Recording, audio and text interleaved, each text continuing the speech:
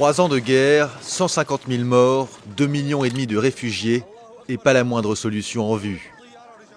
L'ampleur de la crise syrienne a dépassé tous les pronostics et le conflit est loin d'être terminé. Mais comment expliquer une telle situation? Comment le soulèvement pacifique du printemps 2011 s'est-il transformé en un bain de sang généralisé? Pour comprendre, il faut passer en revue les différentes facettes de la crise. Le conflit en Syrie est d'abord une guerre civile. D'un côté, les rebelles, principalement des sunnites, la communauté majoritaire en Syrie. Ils occupent le nord, la banlieue de Damas et des zones rurales, au sud et au centre du pays. De l'autre côté, les loyalistes, qui s'appuient sur la communauté alaouite, une secte dérivée du chiisme dont le clan Assad est issu. Ils tiennent les grandes villes, dont la capitale, et la plaine côtière, une zone de peuplement alaouite. Les forces pro-régime se sont récemment emparées du Kalamoun, une montagne en lisière du Liban. Les insurgés ont répliqué en pénétrant au nord de Latakié. Ailleurs, le front est à peu près stable. Mais très vite, cette guerre civile a été instrumentalisée par de multiples pays qui ont fait de la Syrie un champ de bataille par procuration. Premiers acteurs de cette internationalisation, les puissances occidentales, qui sont les parrains de l'opposition.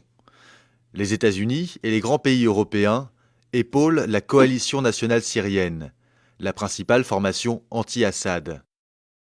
Lancée fin 2012, la CNS est reconnue par une centaine de pays comme le seul représentant du peuple syrien. Mais le soutien occidental, essentiellement diplomatique, n'a jamais permis à la CNS de s'ériger en une véritable alternative au régime Assad.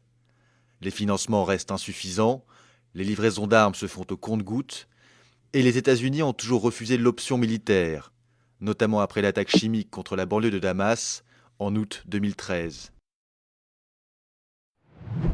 Deuxième vecteur d'ingérence, la Chine et la Russie, qui sont les protecteurs du régime Assad.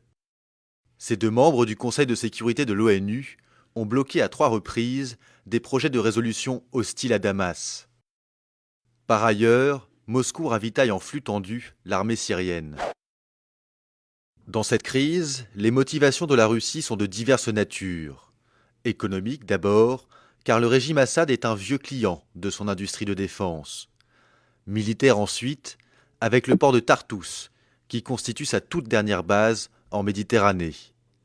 Mais aussi et surtout géopolitique, car le Kremlin a très mal vécu l'intervention de l'OTAN en Libye en 2011, qui était censée se limiter à la protection des civils et qui a abouti au renversement de Kadhafi. Hors de question pour Vladimir Poutine de laisser ce scénario se répéter, surtout dans une vieille zone d'influence comme la Syrie. C'est ainsi que le soulèvement anti-Assad est devenu la proie d'un nouvel affrontement entre Est et Ouest. Troisième intervenant étranger dans le conflit syrien, les monarchies sunnites du Golfe, et notamment l'Arabie saoudite. Riyad a vu dans la révolte syrienne l'occasion d'affaiblir son adversaire numéro 1, l'Iran, le géant chiite dont le régime Assad est le principal allié au Proche-Orient. L'Arabie saoudite, mais aussi le Qatar, ont multiplié les livraisons d'armes à des brigades rebelles via la Jordanie et la Turquie. Parallèlement, des donations privées ont afflué grâce à l'activisme de cheikh salafistes basés au Koweït.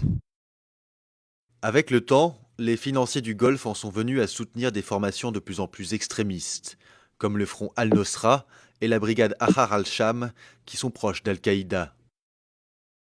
Plus au nord, le gouvernement turc, très opposé à Damas, a joué lui aussi avec le feu, en laissant passer sur son territoire les recrues de l'État islamique en Irak et au Levant, un autre groupe djihadiste. En face, le régime Assad bénéficie du soutien de ses alliés chiites, quatrième et derniers acteurs de l'instrumentalisation de la crise syrienne.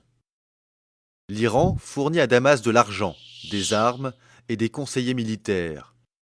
Il y a aussi le Hezbollah, la milice chiite libanaise. Au début du conflit, ces combattants se contentaient de patrouiller le long de la frontière avec la Syrie. Mais peu à peu, ils ont été associés aux offensives des troupes gouvernementales. Pareil pour les milices chiites irakiennes. D'abord affectées à la défense du mausolée chiite de Sayyeda Zainab, elles sont désormais déployées dans tout le pays, notamment à Alep. C'est ainsi que la Syrie est devenue le théâtre d'un nouvel épisode de la rivalité ancestrale entre chiites et sunnites. Récapitulons.